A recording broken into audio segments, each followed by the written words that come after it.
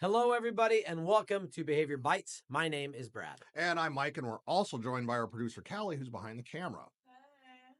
This is part one of a four-part series that Brad and I are going to tackle, and it's about something that we've actually had quite a bit of requests for from some of the people that we see in our day-to-day lives out in the schools. So, guys, we're talking about logical consequences. All right, it's one of those educational buzzwords that gets tossed around. We don't really talk about what it means, though. Well, here's what it means: a logical consequence is a way of addressing misbehavior in my classroom where the offense is directly connected to the consequence. Yeah, now let's compare that to like a old school or kind of traditional approach to discipline where there's a behavior or a misbehavior and then a kind of predetermined consequence for it. Let's say a kid doesn't complete an assignment so that they miss out on recess. There's not a direct, obvious connection to the behavior. Honestly, logical consequences, I find it's just a lot more effective. Right. Yeah. 100%. Yeah. Look, that old school approach, we've all done it. We've all been there. But there's a better way. So let's talk about why this is better.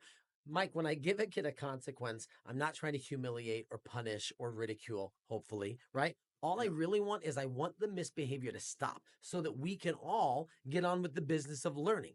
I also want to help that kid see how their behavior affects everybody else around them and their own learning. Yeah, that's a great point. A couple other things that I think about with logical consequences is that it helps maintain and preserve a kid's dignity. Yeah. And then another one, strongly believe that all people have a kind of an innate love of learning. Yep. And that's certainly true with the students that come to us, to our schools. They want to learn. They want to learn about things. It's exciting. Now, the more traditional approach to discipline, I think sometimes, especially if it's overused, can kind of crush that level of learning and sort of beats that out of our kids. And that's really not what we're shooting for. We want to maintain that level of learning in our students that come to into our buildings every day. You guys have heard me say this a lot. Hate the sin, love the sinner, right? Okay, I want to make sure that my students know, look, man, the behavior's not okay, but you're okay. The behavior's the problem. You're not the problem. Let's fix the behavior. Yeah. Now, logical consequences. How do we do this?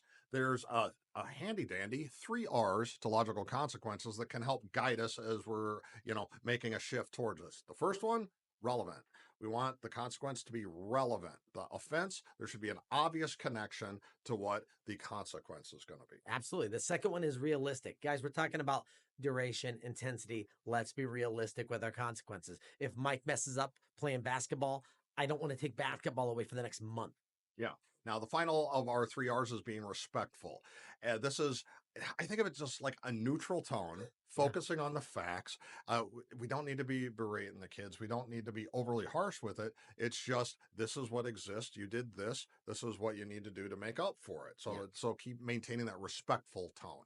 Those 3 R's, relevant, realistic, respectful. Keep those in mind as we get into the 3 types of logical consequences that we're going to be breaking down. So the first one, you broke it, you fix it.